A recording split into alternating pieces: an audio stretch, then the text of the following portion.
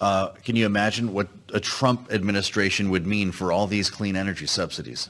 Well, that's a question that Bloomberg Intelligence is grappling with. And interesting to have this conversation on a day where we found out via economic data that inflation pressures are very much still there. And what you hear from the administration is that efforts like the Inflation Reduction Act are starting to eat away at inflationary pressures. A lot of it hasn't yet kicked in. And I wonder if it's those parts that have not yet kicked in, the money and the credits that have yet to be doled out that are in question. It would take years to unfold. Yeah.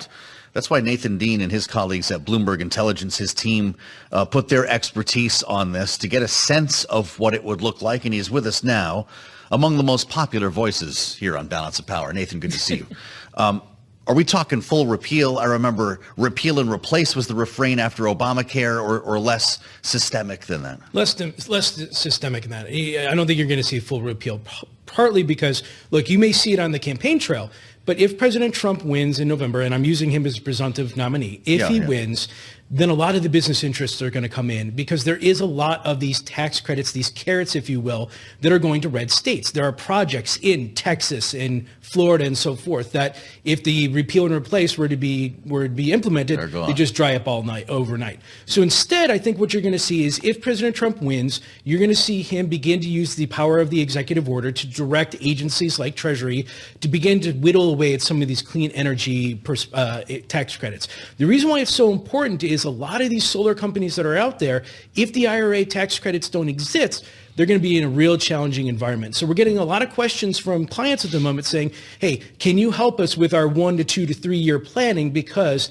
the IRA is it's very imperative that the IRA sticks around for a lot of these companies. So you're operating under the assumption that there's not really a world in which, even if Trump were to win and be in charge of the executive branch of the government, that this could be outright repealed in its entirety, because it likely wouldn't pass in Congress. Yeah, so there's two scenarios at play here. I mean, for those of you may recall, the IRA passed via reconciliation. So you need a majority in the House, a majority in the Senate. You don't need a filibuster. You need the president to sign off. So you would essentially need a red wave in this scenario. Yeah. So that's the first assumption. If you get that red wave, then the second assumption is the business community is going to come in here and try and tell some of their Republican allies, if you will, maybe you don't need a full repeal or replace. Maybe we just need targeted changes here. And remember, for reconciliation, and by all means, I don't want to get into a reconciliation discussion on air, but for reconciliation, it's a procedural tool that you can only use once per fiscal year. Yeah. And there are certain things about it. And I don't think the Republicans, if they had a supermajority, meaning the House, the Senate, and the White House, would want to use that process for the IRA. I haven't had to explain reconciliation on the air for a minute. Yeah. So thank you for sparing us.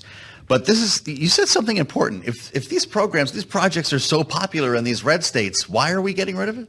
Well, I think a lot of it is also just like the institutional thinking of, seeing these tax incentives go to clean energy when, you'll have President Trump talk about coal country, for example. Yeah. And so I think, if you look at the Republican bills that are going through Congress right now, they have this bill that would repeal all the tax incentives tied to this. I just don't think that's going to be in place. Now, what you could see is changes to hydrogen credits, carbon credits, the electric vehicles. So if you're Tesla or Rivian, this is certainly important at play. But you should note that if President Trump wins and he does these executive orders, then it will be up to the Treasury Secretary to implement a lot of this.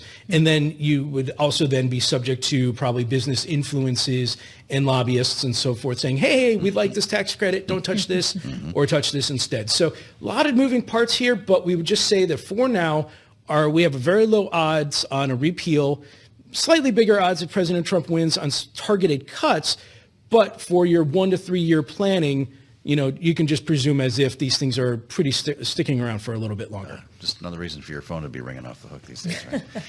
Just wait until we're about a week from now closer to a partial shutdown. Absolutely. And then Nathan Dean's life is going to be much more fun. You'll drop by and tell us about it. Nathan Dean at Bloomberg Intelligence, many thanks as always. We are his clients.